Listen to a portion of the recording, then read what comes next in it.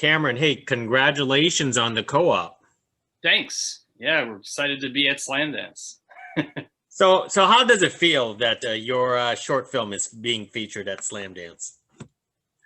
I mean, it feels great. It's like a huge, validation kind of at the end of all of this. It's, been to so many festivals, but this is the biggest one. This is the creme de la creme, you could say.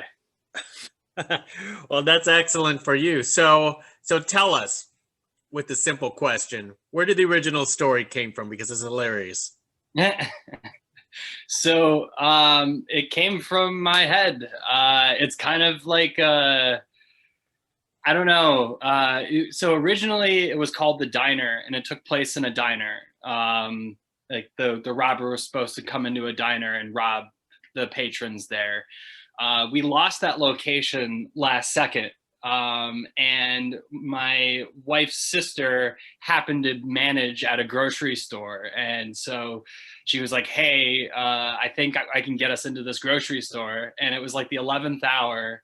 So I was like, yes, I'll take anything. And it happened to be the most incredible location. Obviously, it made the whole film. I can't believe it happened like that, considering I had such a different vision going in for where this would occur. But in a way, a diner, a grocery store, they have the same kind of community aspect in a way of all of these people who are supposed to be strangers converging upon this place of business. And in a co-op, it ended up being even better, right? Because co-ops are, such a symbol of community. So that was really amazing that happened like that. And I think like people like Terry Gilliam when I think of that, because kind of the masters of chaos, because that's kind of what making a film sometimes is. It's just things that happen and then you kind of roll with it and it works. But yeah, in terms of the idea, it was meant to be kind of a very psychological experiment, right? Like the grocery store, the robber, they're all symbols. It's not really in my mind, it was meant to be a thought experiment more than anything. So I'm not really sure where it came from. I guess my unconscious, you could say. But yeah. Well, then talk about the cast, because you use quite a few different types of disabled people through Yeah. your short film. Where did you find everybody? Right. So yeah, that was actually that's a good point, because part of the script writing process was thinking about who I knew that had a disability that could represent or bring something in a unique way to a film were I to make it. So my sister and my father are in it. They've never acted before in their lives, but I just knew I had just that belief, because I know them. So writing their parts, all I had to do was just kind of like think like, okay, if I were in a room talking to them, how would they talk? And kind of just I fleshed the dialogue out like that. And obviously, because they're my family, I've seen them in all kinds of situations before. So I've definitely seen them, maybe not in a robbery situation, but stressful situations, right? So it was fun to kind of program in like the little tics that I think that they would have in response to something like this. As for Jimmy and Brittany were also both people I knew from college and high school, respectively. Also non-actors. Although Jimmy, after he was in the co-op, he went on to be in a commercial for Comcast about accessibility. So he kind of, and he also, he was a public speaker as well. He started doing a lot of public speaking engagement. So he's had some experience kind of performing, and so I think that it came a little more naturally to him. And then Brittany is an athlete, so I think they had kind of, I feel like everyone has components of an actor, in some regard. Somewhere in there's some line like a rosebud or a truth that lets, if you tap into that, you can get an actorly performance out of them. So that's kind of, how all of those people fit into the script. I understand that this is your directorial debut. So how did you make non-actors comfortable in acting in a situation like this? Right. So a big part of that was the main actor, the Robert Josh Matthews. He is a seasoned actor. And so, I knew if I was introducing all of these potential variables of working with all these non-actors, that could go horribly wrong, right?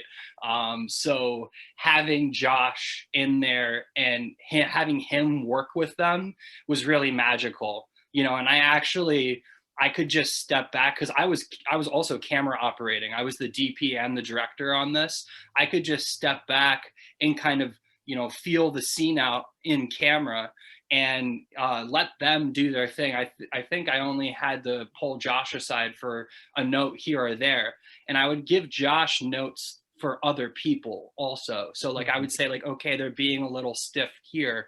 Maybe we could play to this, and he would be really receptive to that and super professional and just go with it.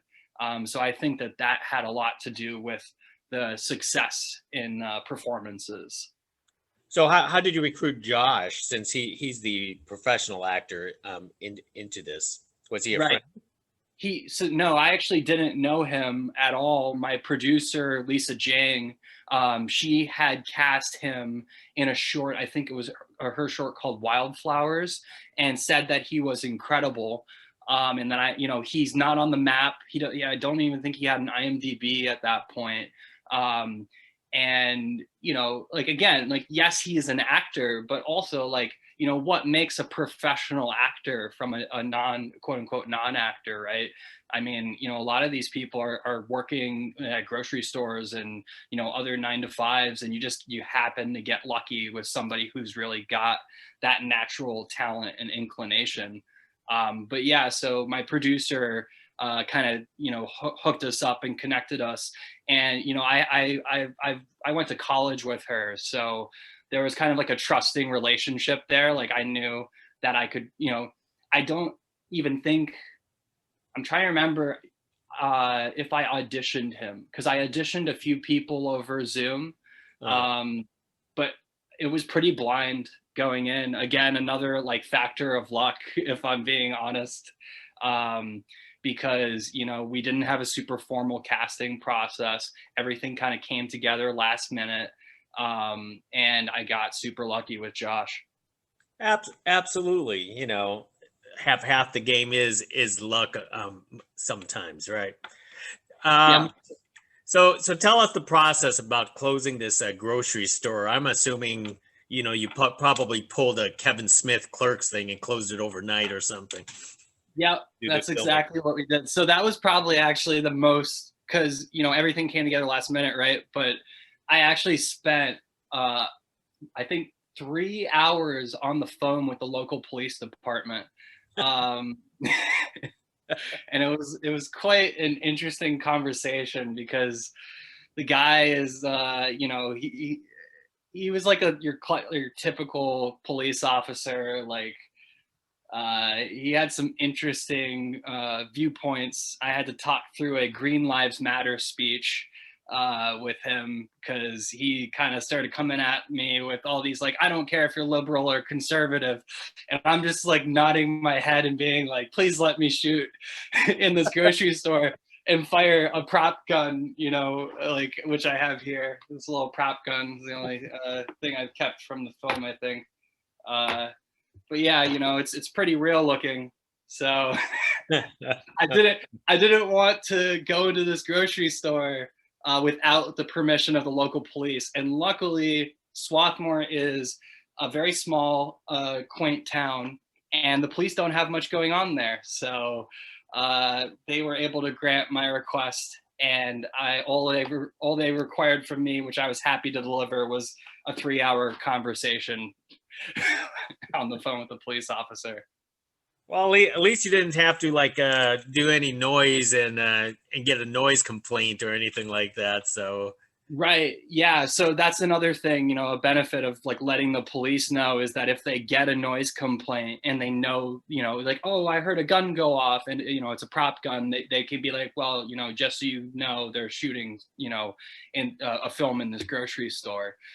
The other aspect I think that was most difficult about locking down this grocery store last second, and I still can't believe, I don't know how all this fit into less than 24 hours. Um, but we had uh, there's a lot of blood. Spoiler alert!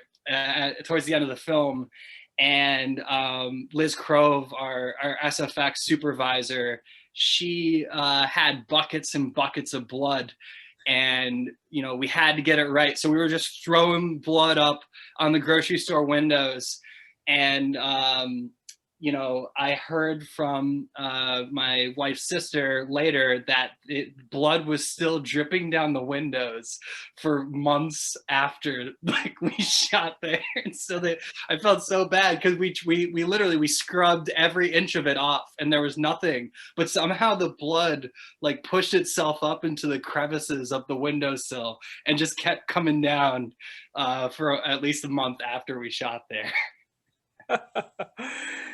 So you're telling me you shot all of this in one night? It's just a few hours?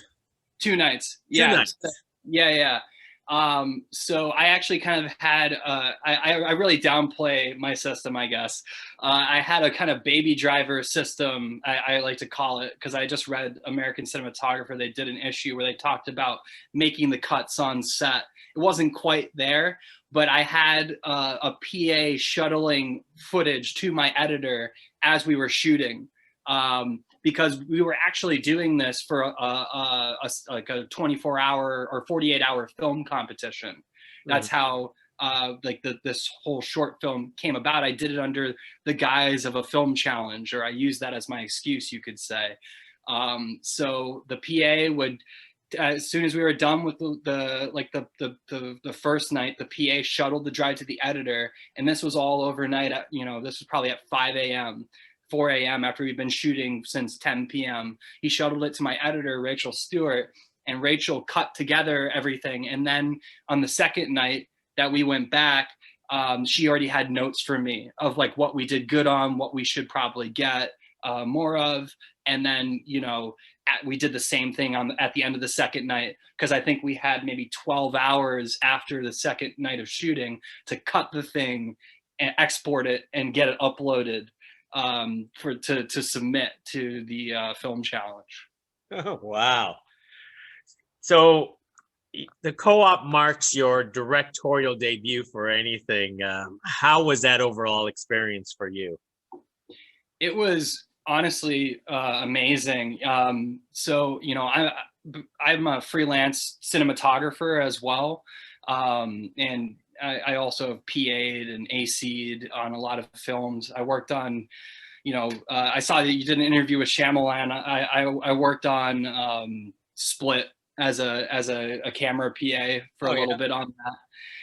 And I also worked on Aaron Sorkin's Oscar nominated for directorial debut, Molly's Game. So I've kind of, I've seen the business at the, at the top tier and the very, the indie tier. So everybody was just a huge family, because I think, obviously I brought the best of the people I know that I work with, and they all trusted me for some reason. Because that's kind of, I guess that's just how tight you are, in the industry. When you work in the industry, it's just like, you spend so much time working on other people's dreams. Like you got to be in the foxhole with people you trust, because it's like, that's a lot. That takes a lot out of you, and some people, they don't, maybe they like being on set and they don't have a desire to create something themselves. They just want to help other people create things. And I think that's great. But I definitely think that everybody on that set, has their own creative drive, and they all just came together for me, and it was really amazing. And I really can't thank them enough for that. So what do you personally aspire to? You want to be like one of these directors like Aaron Sorkin and M. Night Shyamalan someday, or do you like what you're doing right now? I think it's all about creative flow and kind of where it takes you, you know. So, um, yeah, you know, I think I have things to say, and you know, as long as somebody's saying them, I'll be happy. You know, kind of that was like the real impetus that got me off my ass and to make this was that I wasn't seeing anything like it. And now, of course, like Slamdance has this whole unstoppable program that's focusing on, you know, real like people with disabilities in front of and behind the camera. So that's really important to me, and it's so great to kind of be a part of this category. And I really hope that it stays. This is the first year in the Slamdance's history that they're doing this category, and their family is I know I'm tangenting a little bit, but I think that's really important. The Slamdance family is all filmmakers. Like they are in and out through and through. They are filmmakers first, you know. And I think that that's the way to approach these things. That's the right way. Is if you are a filmmaker and you surround yourself with other filmmakers, and you make something by and for the community, right? That's really the key. So as long as I get to keep doing that, you know, I'm pretty happy. And yeah, sure, you know, maybe another co-op will come along. You know, right now I'm working on a documentary feature about World War II. So we started shooting that in 2017. We're in post-production on that now. So, you know, it's kind of like just as the ideas come to me, I'm not forcing anything. I'm not like trying to be Aaron Sorkin, you know. It's kind of just like I try to keep it very open and just like what makes sense, you know, because like I think like it's got to come from the heart at the end of the day, you know. That's the most important thing. Absolutely. And before I forget, your father and sister was in this short film, and obviously you screened it to them. What were their reactions? I mean, Emma loved it. I think she's a little overwhelmed with the idea that I would have cast her in, you know, my film. And that was, you know, part of the pleasure in creating it, you know, is that I got to give her that opportunity. And she killed it. She did an awesome job. And my dad, funny thing about my dad is he's a disability studies professor, and he's actually pretty well known in the academic community. So it was really fun to kind of take a figure that they all know as, you know, this like not stoic, but you know, like a touted professor, and kind of have like, you know, Josh just like take him out of his chair and put him on the ground and like take his chair. Like that was all based kind of on, you know, just the experience of growing up and being his son. You know, I can't tell you how many times I picked my dad up out of his chair and carried him like, you know, up the steps of the Parthenon, for instance, or, you know, like we've been all around the world together. So that was, you know, all of that is just kind of, it's me, you know, it's just me and them, and like put onto a film. So I think that that was really cool to get the chance to do that. Well, I'm glad Josh didn't hurt himself with your Yeah, father's. and he went for it too. Like I said it, you know, and you know, I was like, "Are you comfortable doing this?" And he's like, "Well, I'll find out." You know, and we did it a couple of times, you know. But I think I felt comfortable asking because I had done it myself. So I figured if I could do it, you know, Josh is maybe a little bit taller than me and a little bit bigger. I was like, he could probably do this. So you just had to have the faith, you know, and the belief, and also obviously the respect, and like being like, hey, this is, I want you to do this thing. Can you do it? You know?